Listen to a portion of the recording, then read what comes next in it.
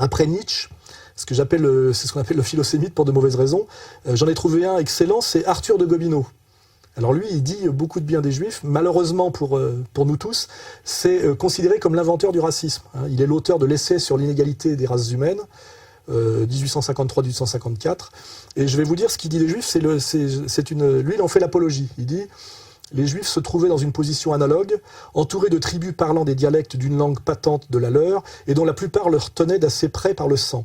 Ils devancèrent pourtant tous ces groupes. On les vit guerriers, agriculteurs, commerçants. On les vit sous ce gouvernement singulièrement compliqué, où la monarchie, la théocratie, le pouvoir patriarcal des chefs de famille et la puissance démocratique du peuple, représentés par les assemblées et les prophètes, s'équilibraient d'une manière bien bizarre, traverser de longs siècles de prospérité et de gloire, et vaincre par un système d'émigration des plus intelligents les difficultés qu'opposaient à leur expansion les limites étroites de leur domaine. Et qu'était-ce encore que ce domaine? Les voyageurs modernes savent au prix de quels efforts savants les agronomes israélites en entretenaient la factice fécondité. Depuis que cette race choisie n'habite plus ces montagnes et ces plaines, la pluie où buvaient les troupeaux de Jacob est comblée par les sables, la vigne de Naboth a été envahie par le désert, tout comme l'emplacement du palais d'Achab par les ronces. Et dans ce misérable coin du monde, que furent les Juifs? Je le répète, un peuple habile en tout ce qu'il entreprit, un peuple libre, un peuple fort, un peuple intelligent, et qui, avant de perdre bravement les armes à la main le titre de nation indépendante, avait fourni au monde presque autant de docteurs que de marchands. Tout cela est très vrai et très apologétique. Après les Arabes, je citerai les Juifs plus remarquables encore en cette affaire, parce qu'ils ont émigré dans les climats extrêmement différents, de toute façon, de celui de la Palestine, et qu'ils n'ont pas conservé davantage leurs anciens genres de vie. Leur type est pourtant resté semblable à lui-même, n'offrant que des altérations tout à fait insignifiantes, et qui n'ont suffi, sous aucune latitude, dans aucune condition de pays, à altérer le caractère général de la race.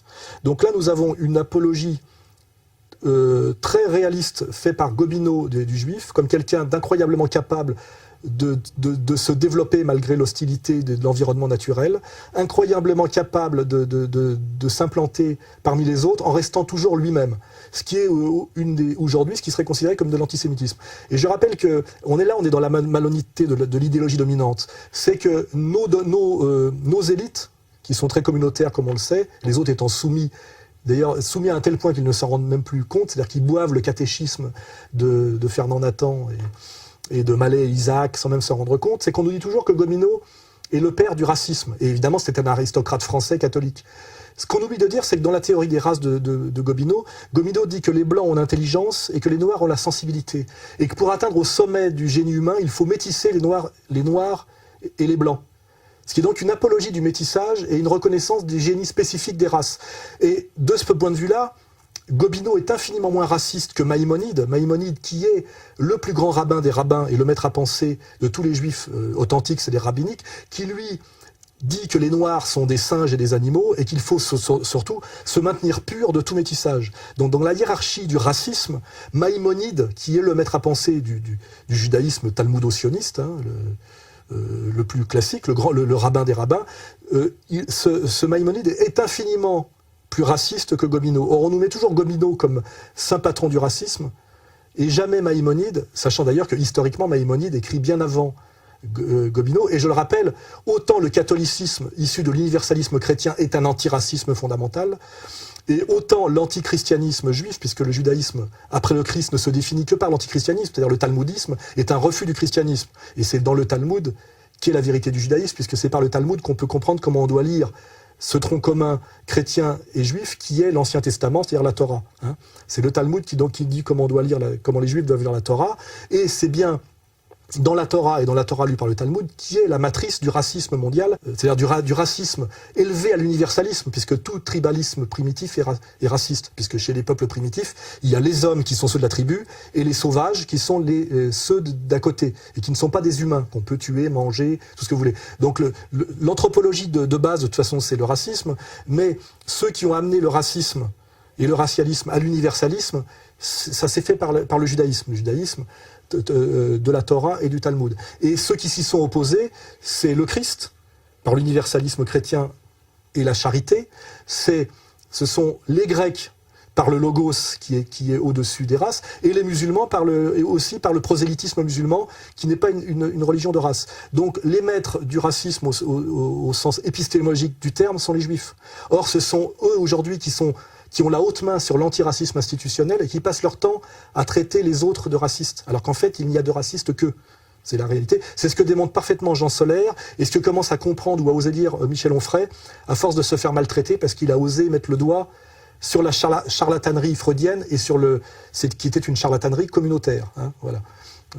Voilà, donc je reviens toujours sur les mêmes sujets, mais parce que ça fait sens et qu'on est quand même là face à quelque chose de prépondérant, de surdéterminant dans notre actualité, dans la réalité de notre monde occidental contemporain. C'est pas de ma faute. Hein, voilà. J'aimerais bien pouvoir parler d'autre chose, mais à chaque fois on revient à ça. La France, voilà. C'est le pays de l'helléno-christianisme qui amène à l'universalisme, qui amène finalement aux droits de l'homme, et c'est fondé sur le logos et la charité chrétienne. Et finalement, le logos et la charité chrétienne, là où ils convergent en France, c'est dans ce catholicisme gallican, hein, qui s'appelle voilà, cette unité du catholicisme et du destin français depuis le baptême de Clovis. Alors qu'il était assez facile de démontrer que le catholicisme est une religion qui est là pour, comment dirais-je, adoucir la violence monarchique en termes de rapport de classe, qui de toute façon, en termes d'écriture, est quand même là pour porter la parole du Christ via les évangiles, c'est-à-dire universalisme de l'élection et charité. Bon, après, quelle que soit l'instrumentalisation historico-politique d'une religion, les fondamentaux du catholicisme sont les fondamentaux les plus sains en termes, je dirais, de droits de l'homme, d'égalitarisme, de charité, etc., etc. C'est assez vérifiable, alors que le judaïsme, une fois de plus, c'est l'inverse. Hein. C'est dans l'Ancien Testament le suprémacisme racial, la purification ethnique, la haine de l'autre, comme le rappelle très bien Jean Solaire, et dans le Talmud, la haine du Christ, de son message, le refus de l'universalisme, de la génération de l'élection, le refus de la charité, la haine du goy, le mépris du goy, la manipulation du goy, l'exploitation du goy, etc. Il est pour moi intolérable, insupportable, stupide et dangereux à terme que le service public fasse de la propagande anti-catholique, systématique et rabique, et en montrant quelque chose d'entièrement faux, qui est de faire croire que le judaïsme est le progressisme contre l'obscurantisme catholique. C'est effectivement exactement l'inverse. Le judaïsme talmudique est un obscurantisme intégral, tous les grands intellectuels juifs du 19e siècle le disent, on s'appuie là-dessus sur les livres que nous vendons nous-mêmes, Israël Shaak et Bernard Lazare, hein. Et la voie vers la lumière, c'est le catholicisme. Si la France a pu être la nation qui a vu émerger les droits de l'homme, et l'humanisme tel que nous l'entendons, c'est-à-dire ce qui commence par Montaigne, puis Pascal, puis Rousseau, pour arriver finalement aux valeurs universelles humanistes, c'est parce que la France est un pays qui a deux mamelles au niveau épistémologique, le logos grec et la charité chrétienne. Et le logos grec et la charité chrétienne, c'est la France catholique. Voilà. Donc c'est dangereux et dégueulasse de cracher sur le catholicisme français et la France catholique. Hein, je vais le dire une fois de plus. Et c'est un mensonge total de dire que le judaïsme est la voie du progressisme, le catholicisme est la voie de la réaction et du racisme. C'est évidemment l'inverse. Ce que Dieudonné, qui ne s'appelle pas Dieudonné par hasard, a parfaitement compris aujourd'hui. Et donc je dis aux Français qui sont catholiques, il n'y a de Français que le catholicisme, soyez fiers d'être des catholiques, c'est parce que c'est par la France qu'est passé l'humanisme qui a amené aux droits de l'homme totalement retourné et dévoyé par l'empire judéo-protestant américain. Et l'origine de l'humanisme, c'est le catholicisme français. Hein. Il suffit de regarder l'histoire intellectuelle et littéraire de l'Europe entre le XIIIe siècle et le XIXe siècle. Hein, voilà. Et c'est pas Maïmonide. Et ceux qui veulent m'emmerder, s'ils me font chier, je ferai lire des extraits du livre des égarés de Maïmonide qui trône dans les bibliothèques de toutes nos élites, de Badinter, etc. Vous pouvez vérifier. Hein. Ils ont tous les œuvres complètes de Maïmonide et vous allez comparer les évangiles au livre des égarés de Maïmonide et vous allez voir qui est obscurantiste, qui est progressiste, qui est droit de l'hommiste et qui ne l'est pas. Hein. Voilà. Donc arrêtez de nous prendre pour des imbéciles, arrêtez de nous insulter, arrêtez d'insulter la France très catholique et arrêtez de nous faire passer le judaïsme pour le vecteur de la lumière et le catholicisme pour l'obscurité. C'est évidemment l'inverse, y compris d'ailleurs dans le Code noir pour ceux qui s'y intéressent. C'est encore un autre sujet sur lequel nous viendrons.